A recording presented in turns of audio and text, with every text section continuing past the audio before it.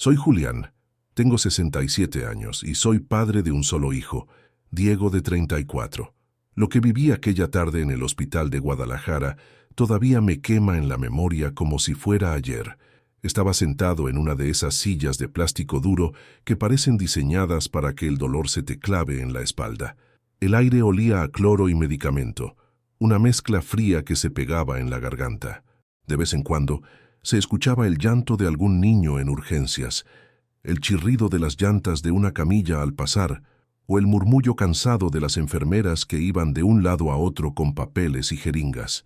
Yo llevaba ahí más de 5 horas, con la vista fija en el suelo de azulejos blancos que ya no eran blancos, manchados de pisadas y descuidos. Diego estaba recostado a unos metros de mí, en una camilla estacionada en el pasillo porque ya no había habitaciones disponibles.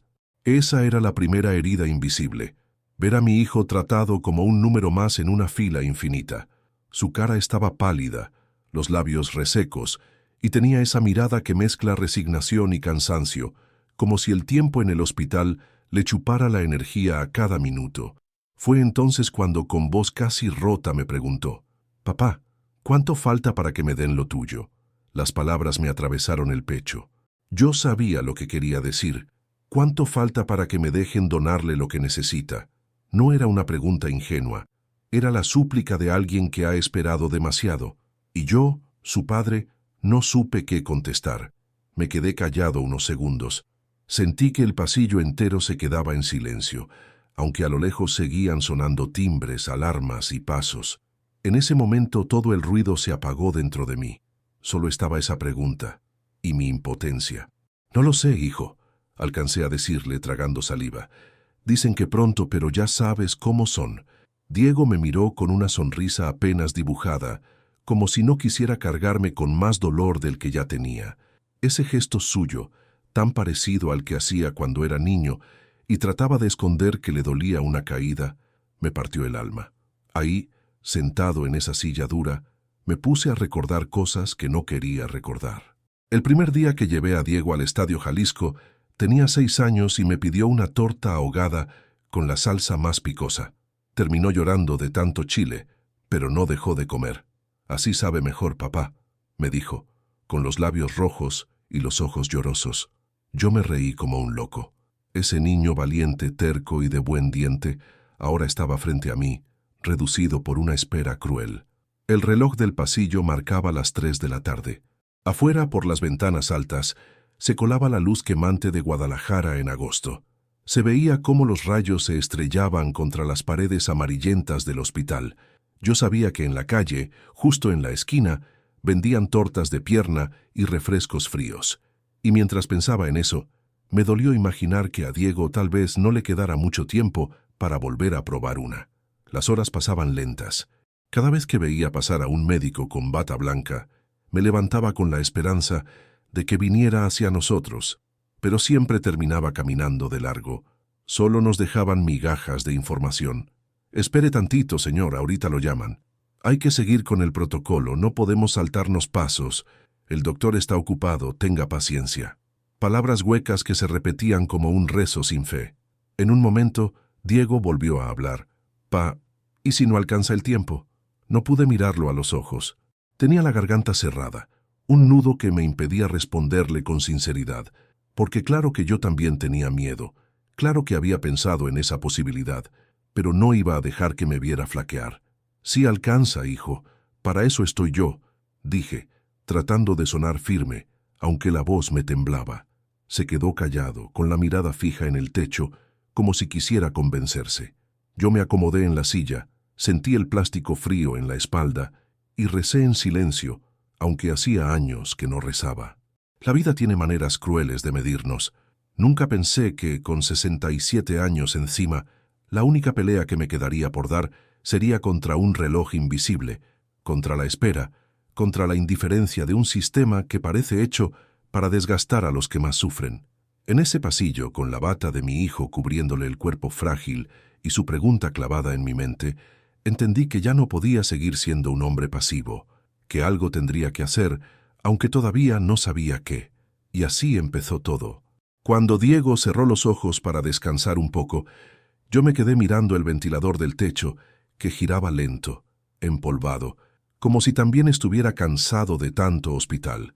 Y mientras lo observaba ahí, tan frágil, mi cabeza se fue para atrás, a esos años que no regresan pero que nunca dejan de doler. Diego nació en un verano caluroso de 1989, en plena feria de San Juan de los Lagos. Yo tenía 33 años en ese entonces, y recuerdo que lo primero que escuché fue su llanto fuerte, ronco, como si viniera reclamando algo al mundo. Desde ese momento, supe que mi vida ya no iba a ser solo mía. De niño, Diego fue inquieto, un torbellino. Me acuerdo que a los 3 años ya corría descalzo por las calles de la colonia, persiguiendo perros callejeros y pateando latas como si fueran balones de fútbol. Yo, que trabajaba en la obra y llegaba tarde, lo encontraba siempre con las rodillas raspadas y una sonrisa enorme. «Me caí, papá, pero me levanté», me decía. Esa frase se volvió como una marca en él. Los domingos eran nuestros. Lo llevaba al Mercado Libertad, el San Juan de Dios, y juntos nos echábamos unas tortas ahogadas que chorreaban salsa por todos lados. Diego siempre pedía más picante que yo, aunque terminara llorando y pidiendo un agua fresca de horchata. La gente nos miraba y reía al vernos empapados de salsa y risas. Para mí, esos eran los momentos más puros, los que justificaban cualquier cansancio. Pero no todo fue risas. Yo también fallé. Cuando Diego tenía 12 años, su madre nos dejó. Se fue con otro hombre a Tijuana y nunca volvió. Ese abandono fue un golpe brutal para él. Me acuerdo de una noche, sentado conmigo en la mesa, preguntándome, «¿Por qué no me quiso, papá?». Yo no supe qué contestar. Solo le acaricié la cabeza y le dije que no era culpa suya, que algunas personas simplemente se iban, pero sé que esas palabras nunca llenaron el vacío. Yo traté de ser padre y madre al mismo tiempo, pero no siempre pude. Trabajaba dobles turnos en la construcción y muchas veces lo dejaba solo en casa, con un plato de frijoles y tortillas. Diego creció con la calle como compañía, con los amigos del barrio que no siempre eran buena influencia. A los 16 años empezó a faltar a la escuela. Un día lo encontré fumando con otros muchachos en la esquina. Me enojé tanto que lo agarré del brazo y lo llevé a casa a rastras. «¿Así me vas a pagar todo lo que hago por ti?», le grité. Él no respondió, solo me miró con esos ojos llenos de rabia y tristeza. Ese día me di cuenta de que lo estaba perdiendo, y no porque fuera malo, sino porque yo no sabía cómo sostenerlo. Pasaron los años y Diego se volvió hombre a su manera. Entró a trabajar en un taller mecánico. Aprendió rápido, y pronto la gente lo buscaba porque tenía manos finas para arreglar motores. Yo me sentía orgulloso, aunque pocas veces se lo dije. Nos comunicábamos poco, apenas lo justo. Yo, cansado y seco de palabras. Él, orgulloso y con un silencio que venía desde la herida de la madre. Con el tiempo, nos fuimos distanciando. Había días en que apenas nos saludábamos. Yo me refugiaba en mi cerveza después del trabajo, y él en su moto y sus amigos. La casa se volvió un lugar de pasos, no de conversaciones. Y ahora, viéndolo acostado en esa camilla, pensé en todo lo que no le dije. Quise regresar el tiempo, aunque fuera solo un día, para decirle lo que nunca me atreví, que siempre fue lo más grande de mi vida. Que aunque fallé como padre muchas veces, él era mi orgullo. Que me dolía no haber estado en cada partido, en cada graduación, en cada momento donde me necesitó. Esa tarde en el hospital, sentado frente a su cuerpo debilitado, me di cuenta de que lo que más duele no son los golpes de la vida, sino los silencios que cargamos en el pecho. Y yo llevaba demasiados. Un enfermero pasó empujando una camilla con una señora anciana que tosía fuerte. El olor a alcohol y medicamentos me sacó del recuerdo. Vi a Diego mover la cabeza, incómodo, y me acerqué para acomodarle la almohada. «Gracias, pa», murmuró con los ojos entrecerrados. Ese «gracias» me atravesó, porque en esa palabra había perdón, aunque yo nunca lo hubiera pedido. Y también había un recordatorio. El tiempo es un verdugo cruel, y quizás yo ya no tenía tanto para reparar lo que la vida y mis errores habían roto. Me quedé ahí, acariciando su frente como cuando era niño. Pensé en las ferias, en las tortas ahogadas, en la vez que me pidió que lo llevara a Mazatlán y yo no pude porque no había dinero. Pensé en las navidades donde cenábamos frijoles mientras otros comían pavo. Pensé en la soledad que le dejé y en el amor que nunca supe demostrar con palabras. Y entendí algo. Todo lo que no hice en esos años perdidos debía compensarlo ahora, aunque me costara lo poco que me quedaba de vida. Esa mañana, cuando el sol apenas empezaba a calentar los ventanales del Hospital Civil de Guadalajara, ya llevaba horas de pie. El café de la máquina, amargo y tibio, me temblaba en las manos mientras esperaba alguna respuesta. El pasillo estaba repleto de familias, cada una cargando su propio calvario, y el murmullo de voces mezclado con el sonido metálico de las bandejas de comida era un ruido que no daba tregua. Lo que más me dolía no era la enfermedad de Diego en sí, que ya era suficiente, sino la indiferencia de quienes decían tener en sus manos la cura. Porque cada vez que lograba acercarme a un doctor, lo único que obtenía eran frases cortas, impersonales, dichas con la prisa de quien quiere quitarse de encima a alguien incómodo. «Tiene que esperar, señor», me dijo un joven médico con lentes, sin siquiera mirarme a los ojos mientras revisaba papeles en su carpeta. «Pero ya han pasado semanas. Mi hijo necesita el trasplante. Yo estoy listo. Yo soy el donador». El doctor levantó la vista apenas un segundo, con la expresión de quien escucha lo mismo todos los días. «Hay protocolos. No es tan simple». Y se fue. Esa fue la gota que empezó a llenar el vaso. Yo no entendía por qué, si la solución estaba frente a sus narices. Se empeñaban en retrasar todo con trámites y análisis interminables. Cada examen era un nuevo papel. Cada papel llevaba a otra ventanilla. Cada ventanilla a otra espera. El hospital parecía un laberinto diseñado para que uno se perdiera en su desesperación. Me sentía como un animal enjaulado. Quise gritarles, zarandearlos, preguntarles si ellos se atreverían a dejar que su propio hijo se consumiera poco a poco, pero me aguanté. Sabía que un arranque de furia podía cerrarnos aún más las puertas. A veces alcanzaba a escuchar fragmentos de conversaciones entre médicos, detrás de las puertas semicerradas de los consultorios. Eran murmullos que helaban la sangre. «No hay camas disponibles. Ese caso puede esperar, está estable. Si no hay recursos, pasamos al siguiente de la lista. Estable». Esa palabra me revolvía las entrañas. Para ellos, Diego era un número más en una lista. Para mí era mi único hijo. Una tarde me acerqué a la oficina de administración. El olor a aire acondicionado mezclado con perfume barato me mareaba. Detrás del escritorio, una mujer con uñas largas pintadas de rojo me habló con frialdad. «Señor, el expediente de su hijo está en proceso. Aquí todo se maneja en orden». «¿Y cuánto tiempo es eso de en proceso?», pregunté, sintiendo cómo la rabia me subía por la garganta. Ella me miró como si yo fuera un estorbo. «El tiempo que tenga que ser. No somos Dios». Ese fue el momento en que entendí que la justicia no se encontraba en ese hospital. Ahí solo había reglamentos, burocracia y un ejército de personas acostumbradas al dolor ajeno.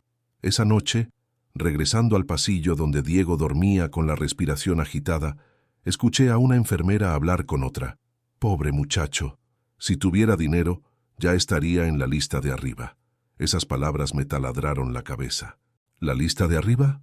¿Acaso había dos listas? Una para los que esperaban como nosotros, con paciencia y fe, y otra para los que podían pagar favores, acelerar trámites, comprar tiempo. Me senté junto a mi hijo y le tomé la mano. Diego abrió los ojos apenas un instante y me dijo con voz débil: «Pa, ya no aguanto este lugar». No supe qué responder.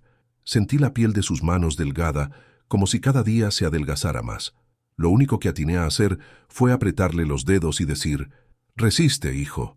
Te lo prometo. No voy a dejar que se te vaya la vida aquí adentro». Pero mientras pronunciaba esas palabras, yo mismo dudaba, porque cada día que pasaba era como una sentencia lenta, y los doctores, con sus murmullos detrás de las puertas, parecían más verdugos que salvadores. En el pasillo, una señora me reconoció. Tenía un hijo también en espera de trasplante. Me susurró con tristeza: «Aquí la vida depende de a quién conozcas, o de cuánto puedas pagar». Sentí un frío en la espalda, porque yo no conocía a nadie, y mi bolsillo apenas alcanzaba para las medicinas que no daba el hospital. Me vi acorralado, impotente, y entonces me juré algo: si ellos no movían un dedo, Yo lo movería por ellos. Lo que todavía no sabía era hasta dónde iba a llegar con esa promesa. Las noches en el hospital son otra cosa. El día se llena de pasos, de órdenes, de médicos que entran y salen como si fueran dueños del tiempo. Pero en la noche, lo único que reina es el silencio roto por los gemidos de los pacientes y el eco metálico de algún carrito de enfermería que pasa con ruedas flojas. Yo no me iba a casa. Aunque me corrieran, aunque dijeran que los familiares debían esperar afuera, yo me quedaba sentado junto a Diego, en una silla que ya conocía las marcas de mi cuerpo. Había noches en que los guardias me lanzaban miradas cansadas, pero ninguno se atrevía a echarme. Supongo que veían en mis ojos que no tenía a dónde ir. El hospital de madrugada tiene un olor distinto. El cloro y el alcohol se mezclan con el sudor rancio de los que no duermen. A veces, el aire estaba tan frío que me calaba los huesos, y yo, con mis 67 años encima, sentía cómo se me entumecían las manos. Pero no importaba. Lo único que me mantenía firme era ver a Diego respirando, aunque fuera con dificultad. En esas noches pasaban cosas que de día no se notaban. Los pasillos se volvían escenarios de pequeñas confesiones. Una señora de Oaxaca, que tenía a su hija con leucemia, se sentaba cerca de mí y me contaba cómo había vendido sus tierras para pagar los estudios que el hospital no cubría. Un señor de Tepatitlán lloraba en silencio mientras sostenía un rosario, repitiendo oraciones que parecían no tener fin. Cada uno cargaba su propio infierno, y yo aprendí a escuchar en lugar de hablar. Pero también descubrí los secretos del hospital, porque en la madrugada las enfermeras bajaban la guardia y dejaban escapar frases que de día jamás habrían dicho. Una vez escuché a dos platicar en voz baja, mientras llenaban unas hojas. Ese muchacho de la cama del pasillo, el que está esperando trasplante. ¿El moreno, flaco, de 30 y tantos? Sí, ese. Su papá anda todos los días rogando. Pobrecito. Pero ya sabes, aquí si no meten dinero o no tienen palancas, se tarda años. Esas palabras me dolieron como un balazo, porque confirmaban lo que ya sospechaba, que la justicia no era igual para todos. Diego a veces despertaba en medio de la noche y me encontraba con los ojos abiertos. «Pam, ¿todavía estás despierto?», me decía con voz ronca. «Sí, hijo, aquí estoy. Duérmete tantito. No te vayas a enfermar tú también». Y yo le sonreía, aunque por dentro sentía un nudo en la garganta. ¿Cómo dormir si cada minuto que pasaba podía ser el último que él resistiera? Una madrugada en particular me marcó. El hospital estaba en silencio. Apenas se escuchaba el zumbido de las lámparas fluorescentes. Yo me levanté a caminar por el pasillo para estirar las piernas. Al dar vuelta en la esquina, vi una escena que me heló la sangre. Un médico joven entregaba un sobre cerrado a otro, mientras éste le agradecía en voz baja. Luego, sin darse cuenta de que yo los miraba, mencionaron algo de mover papeles y subir en la lista. Me quedé parado, con los puños cerrados, mientras ellos se alejaban como si nada. En ese momento entendí que todo lo que nos estaban negando podía resolverse con dinero. No con salud, no con voluntad, no con humanidad, con billetes. Regresé junto a Diego con el corazón hecho pedazos. Lo vi dormir con la boca entreabierta, respirando trabajosamente, y me juré que no permitiría que muriera esperando un papel. Esa noche no pegué los ojos. Mientras los demás dormían en sillas incómodas, yo planeaba. No sabía todavía cómo, pero estaba decidido. Si el sistema no iba a salvar a mi hijo, yo encontraría la manera. La madrugada terminó con los primeros rayos del sol colándose por las ventanas altas del pasillo. Afuera se escuchaban los primeros camiones urbanos, los vendedores ambulantes armando sus puestos de tamales y atole. La ciudad despertaba, pero yo ya llevaba toda la noche con el alma ardiendo. Miré a mi hijo y le susurré sin que me escuchara. No te voy a fallar, Diego. Aunque me cueste la vida, no te voy a fallar. No sé si fue el cansancio, la desesperación, o simplemente el instinto de un padre arrinconado. Pero aquella tarde acepté escuchar lo que nunca pensé que escucharía dentro de un hospital público. Todo empezó con un hombre de bata blanca, un doctor que yo ya había visto varias veces pasar por los pasillos, siempre con el ceño fruncido y un portapapeles bajo el brazo. Tenía unos 40 años, bigote bien recortado y ojos que nunca miraban de frente. Me llamó aparte cuando salía de la sala de espera. «Don Julián», dijo en voz baja, como quien invita a un secreto. «¿Tiene un minuto?» Lo seguí hasta un pasillo lateral, más oscuro, donde el olor a humedad se mezclaba con el de la lejía barata. Allí, lejos de las miradas, me soltó lo que parecía un golpe disfrazado de consejo. «Mire, su hijo está en la lista, pero esas listas, usted sabe, pueden tardar meses, a veces años». Yo apreté los dientes. Ya lo sabía, lo había escuchado 1000 veces. Pero esta vez, la frase no terminó ahí. Hay, digamos, formas de agilizar el proceso. No oficiales, claro, pero efectivas. Lo miré fijo. Sabía a dónde iba. «¿Y cuánto cuestan esas formas?», pregunté con la voz seca.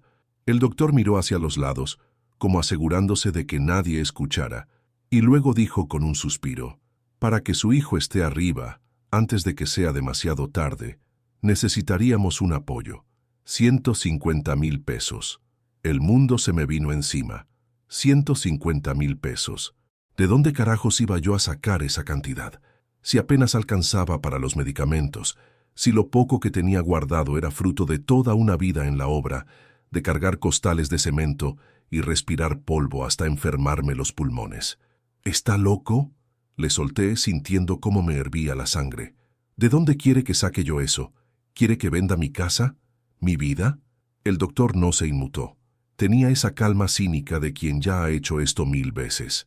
«No lo tome como un precio, señor, sino como una inversión en la vida de su hijo.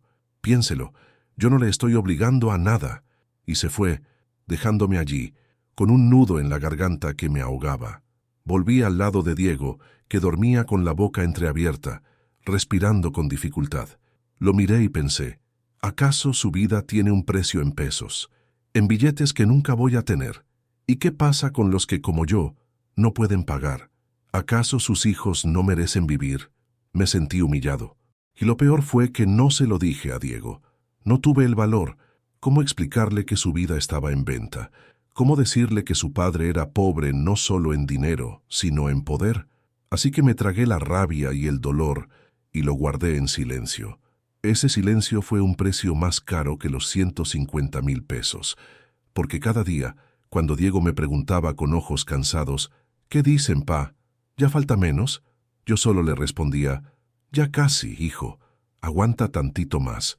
Mentía. Y cada mentira me carcomía por dentro. A veces pensaba en ir con mis hermanos, pedirles ayuda, vender lo que quedara de la vieja casa de mis padres en Tonalá. Pero luego recordaba las discusiones de herencia, los rencores de años, y sabía que no recibiría más que desprecio. Otras noches imaginaba lo peor: empeñar mis herramientas, mi casa, hasta la ropa si era necesario. Pero ¿y si aún así no alcanzaba? ¿Y si al final, después de perderlo todo, el dinero tampoco bastaba? El hospital estaba lleno de familias como la mía, familias que guardaban el mismo silencio, porque todos sabíamos la verdad, pero nadie se atrevía a decirla en voz alta. Aquí la vida se compraba, y el que no podía pagar simplemente esperaba hasta que el tiempo lo alcanzara. Ese era el verdadero precio del silencio: ver a tu hijo apagarse poco a poco mientras el sistema te susurra que nada se mueve si no abres la cartera. Esa noche, cuando las luces se apagaron y el pasillo quedó en penumbras, me acerqué al oído de Diego y le prometí: «Hijo, te lo juro por mi vida, yo no voy a dejar que esto se quede así». Y por primera vez sentí que estaba dispuesto a romper todas las reglas, incluso las que me habían enseñado a respetar toda la vida. Llevaba semanas con la rabia guardada, como una olla a presión a punto de estallar. Cada día veía a Diego más débil. Cada noche escuchaba las conversaciones clandestinas en los pasillos, y cada amanecer me encontraba a mí mismo más cansado, más dispuesto a cruzar cualquier línea. Una madrugada, mientras acomodaba la sábana sobre mi hijo, una enfermera joven se me acercó. Se llamaba Marisela, una muchacha de unos 30 años, de Jalisco también, con acento cantadito y una mirada que mezclaba ternura y cansancio. «Don Julián», me dijo en voz baja, «no se quede cruzado de brazos. Aquí nadie va a mover un dedo por usted, salvo que usted lo mueva primero». Me quedé helado. Ella me miraba con una seriedad que no se veía en esas paredes. Yo lo he visto, todos los días, aquí con su hijo. Usted no se rinde, pero ellos no lo van a ayudar. Hizo una pausa, bajó la voz aún más. Hay una forma. No es legal, no es limpia, pero es posible. La escuché en silencio. Mis manos sudaban. Esta noche, continuó, habrá una cirugía programada. Un donador fallecido. Ya sabe cómo funciona. Se revisa la lista, se asigna el órgano y se hace el trasplante. Pero esas listas, ya sabe usted cómo son. Si alguien mete mano, el turno cambia. ¿Y yo qué puedo hacer?, pregunté casi susurrando. Marisela me miró fijo. Lo que ellos hacen con dinero, usted puede hacerlo con presencia, con presión. Métase, hable, no se quede en el pasillo, no se vaya sin que lo escuchen. Esa noche no pegué los ojos. Me quedé sentado, viendo a Diego dormir, recordando cuando era niño, y se quedaba frito después de jugar fútbol en la calle, con las rodillas llenas de tierra. Mi hijo, mi único hijo. Si había un momento para arriesgarlo todo, era este. Cuando llegó el amanecer me lavé la cara en el baño del hospital, respiré hondo y me dije, hoy no voy a ser un hombre manso, hoy voy a pelear. A media mañana, cuando anunciaron la llegada de un órgano, sentí que el corazón me iba a salir del pecho. Vi a los doctores entrar y salir apresurados, hablando entre ellos con ese tono frío de costumbre. Yo caminé hacia la puerta del quirófano y me planté ahí. Quiero hablar con el responsable, dije. Los médicos me miraron como si fuera un estorbo. Señor, retírese, no puede estar aquí. Mi hijo lleva meses esperando, grité con la voz quebrada. Yo soy el donador, yo estoy listo, y ustedes lo han ignorado.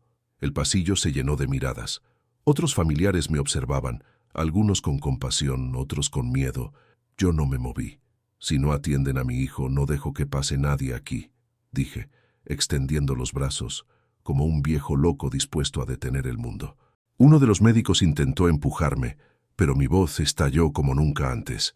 Mi hijo no es un número en su lista, es un hombre, es mi sangre, y ustedes no lo van a dejar morir en un pasillo. El silencio que siguió fue pesado. Incluso los guardias se detuvieron, indecisos. Fue Marisela quien apareció detrás mirándome con firmeza. Ella habló por mí. Él tiene razón. Su hijo es compatible. Ya se hicieron las pruebas. El médico que lideraba el grupo frunció el ceño, molesto, pero sabía que yo no iba a moverme. Había testigos, había ruido, y había un padre dispuesto a todo. Después de unos segundos que parecieron eternos, suspiró y dijo con frialdad, «Está bien, prepararemos al paciente». Sentí que las piernas me flaqueaban. No sabía si había ganado o si solo había abierto otra puerta de problemas, pero lo único que importaba era que Diego tendría una oportunidad. Horas después, lo llevaron al quirófano. Yo me quedé afuera, con las manos juntas, rezando como no rezaba desde niño. Recé a Dios, a los santos, a mis padres muertos, a quien fuera que quisiera escucharme. El tiempo en esa sala fue eterno. Las paredes blancas me ahogaban. Los relojes parecían burlarse de mí.